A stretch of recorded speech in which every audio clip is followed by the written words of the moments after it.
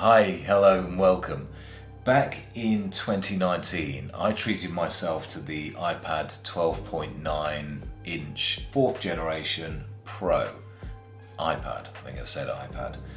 And I didn't realize at the time just how much this was going to enhance and benefit my life. I nearly said change my life. I suppose it has in a way, but it's more about the benefits that this brings. And now, very nearly 4 years on, it is still serving me very well, and actually I really would struggle to cope without this. I make good use of this both in terms of my home life, my personal use, and also when I'm at work. So it does realistically and genuinely come with me everywhere, and it ticks so many boxes in terms of how I use it to get through life, basically. So I think in the first instance, I'll just run through a list. So bear with me. I'm going to run through a list of all of the things that I use this iPad 12.9 4th generation for. I have got the smart keyboard and the smart case with it, and I also use the Apple Pencil that magnetically sticks to the side and charges. So yeah, I've been blown away with this, and it's been really, really useful in helping me get through life. And if you're a man of a certain age, you just cannot believe, your mind is absolutely blown by the things that you can do with a tablet nowadays. It's just incredible. So anyway, I'll run you through that list. Stick with me, hope you don't get bored. Okay, so let's start with what I use the iPad for at home. Naturally, I surf the web. I use it for updating on social media and reviewing social media. I also watch YouTube quite a bit on it. I know YouTube might be classed as social media, but that's what I do. I use it for reading books, listening to audiobooks, watching films, watching TV, listening to music. I use it for photo editing, video editing. I also keep all of my files on here, or at least within the cloud. I use it to budget. I've got a spreadsheet for budgeting my monthly income and outgoings. I use it for internet banking. I occasionally play games. I try and develop my drawing skills. I use it for tracking my fitness. I've got Apple Fitness on here. I also file all of my photos in the cloud, so I can access all of my photos on here.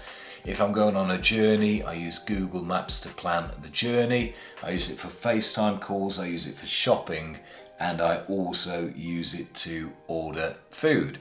And of course, things from Amazon. And then there's work. I use Microsoft PowerPoint, Excel, and Word. I use Microsoft OneDrive and SharePoint files. Microsoft Teams for team meetings when I'm at work. So all of my calls I do using this. I also have Outlook emails and Outlook calendar, so I can manage my work streams there. And I also use it for voice memos. Now I also make good use of the three programs actually, or three apps on here. I use Apple Notes for taking notes in all of my meetings, or if I just want to capture my thoughts. I use Apple Reminders to keep me on track with my actions and my priorities, but also my actions and my priorities and my teams as well. So I've got different headings for short, medium and long-term actions that I need to stay on top of and my team needs to stay on top of. But then I've also started using recently an application called Freeform, which is almost like a freeform drawing tool, and that helps me plan out strategies for work. So all in all, a really, really useful tool, whether I'm at home, whether I'm out and about socializing, or whether I'm at work, and it really does come with me anywhere and everywhere. The downside to it, I suppose, is one, the size can be quite limiting because it's 12.9 inches and can be quite imposing. When you add to that the smart keyboard, or the Magic Keyboard, it's Magic Keyboard I think, not smart, then the overall weight of it does become quite heavy. And of course, when you're carrying something like that around, the minimum size of your bag has to be that, and therefore this determines to a certain extent the size of the bag you have to carry around with you each day.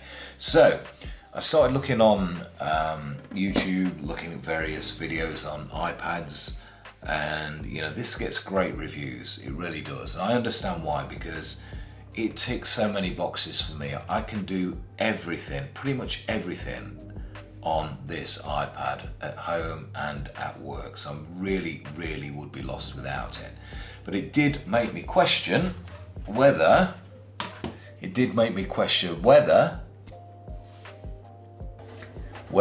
this, the iPad Mini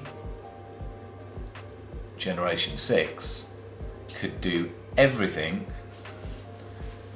that this could do. Because if that was the case, this was going to be quite life-changing, because that is large and it's heavy. So I did buy this 6th generation iPad Mini to test it out and to see if it could replace my iPad Pro. And I also got it in the the folio case. I'm not good at remembering what the cases are called, but I got it in the orange case. So in terms of the practical elements, this can do absolutely everything that I listed that this could do. So yeah, this can replace my iPad Pro, which would be a huge step forward, because it's an awful lot lighter and it's an awful lot smaller. So it's easier and more comfortable to handle. It's great for going around the factory at work with, because it's lighter and easier to handle, and it isn't so obvious in your hand as well. The only downside that I found to it, and I think this might be an age thing, is given the difference in sizes, and there is a difference in the brightness of the screens as well. Whilst the iPad Mini can do everything that the iPad Pro can do, I have struggled at times on certain programs and reading emails with my vision, and that's even with my reading glasses on. I do find that this is more of a struggle, because naturally it's smaller, but equally the screen's not as bright as well, and I have missed that on the iPad Pro after 6 weeks of using. I shall stick with it and see if I get used to it. The other thing is, when you're using multi-screen or split screen, I've noticed, and it's something I use quite often, I'll have my reminders open on one half of the screen and my notes open on another half of the screen, where I'm taking notes in a meeting, but also checking on my to-do list and my reminders. And again, because the screen is smaller, you don't really feel or get the benefit of the multitasking screen element, I find. I think for youngsters with great 20/20 vision, you'll be absolutely fine. But I'm a man of a certain age, mid-50s, who has to wear glasses for distance and also for reading, and I'm finding it a bit of a struggle. I am going to persevere, as I said, because it would be a huge step change and benefit if this could replace this on a day-to-day level. So it's not really a bad problem to have, is it? I love this, I absolutely do. And as a man in his 50s, I can't believe, in this day and age, you think back a few years, if you'd have told future me that you would be able to do all of those things that I mentioned on these pieces of kit, I'd have been blown away. I would have thought that it was just something from a James Bond movie. So yeah, I'm going to stick with it.